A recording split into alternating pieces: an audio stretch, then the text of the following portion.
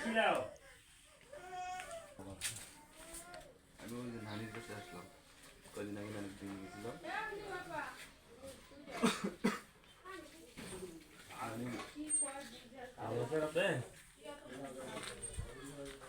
রানীর আসলে অবস্থা খুবই খারাপ, কথা তো বুঝতেই পারে না, ইশারা দিয়ে আর কি যা কিছু করার ইশারা দিয়েই করে। তা আমি আমার সাধ্য মতো সামান্য কিছু চেষ্টা করতে পারছি, একটু নিয়ে আসছি। হ্যাঁ, সেটা হলো পরিস্থিতি আসলে বয়সও একদম অনেক বেশি হয়ে গেছে,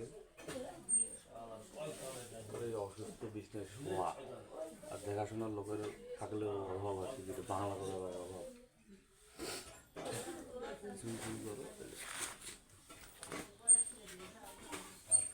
এইরকম পরিস্থিতি বাইরে থাকে। এখন আপাতত আরেকজন ছেলে বাসায় আসতে উনি দেখতে পাই দুদিন এখানে দুদিন বয়স হলে যা হয়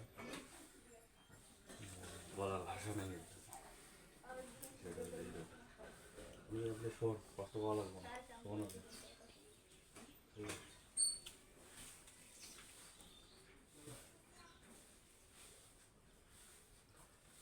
বন্ধ করিও না তুমি, ক্যামেরা থাক। লোক পাইলে কি খুব মজা পায় না? হ্যাঁ, আনন্দ পাই। কথা তো কইতে পারে না, কথা বলতে পারে না ভাই, ইশারায় কয়।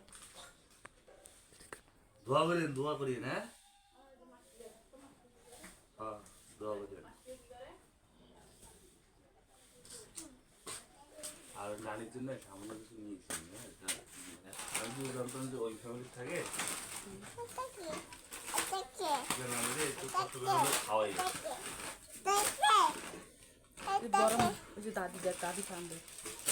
দেওয়ার জন্য।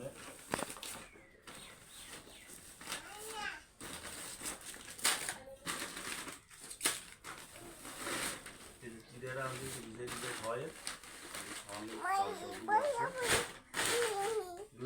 আপনারা কি করবেন জানি না। আমি আনছি ওনার মেয়ে হয়, বড় মেয়ে।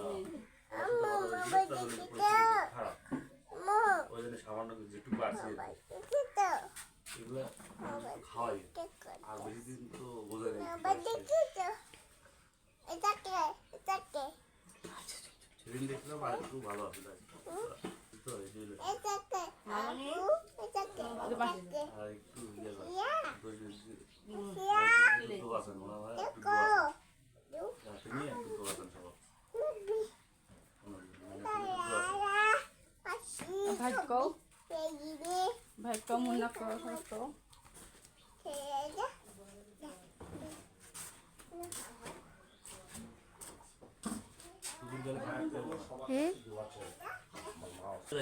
দোয়া করিয়ে না,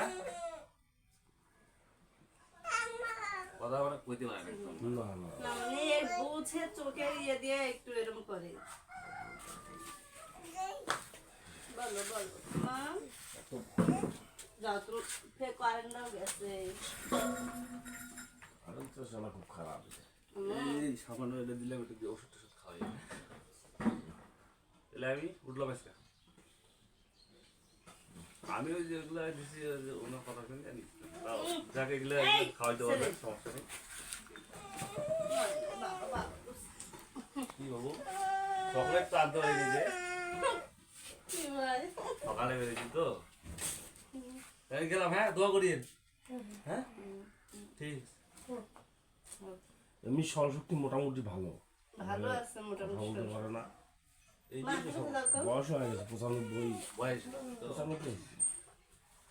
আমার খেয়াল তো রাখি বলে আমরা দুইটা বোনকে 1500 টাকা দিই যে তোরা এটা যে খাবি আমার তেল সাবান আমি একটু উল্টো পাল্টা শুনছি তো। হ্যাঁ, এই এলাকার লোকের কাছে শোনো না যে ওর ব্যবহার মানে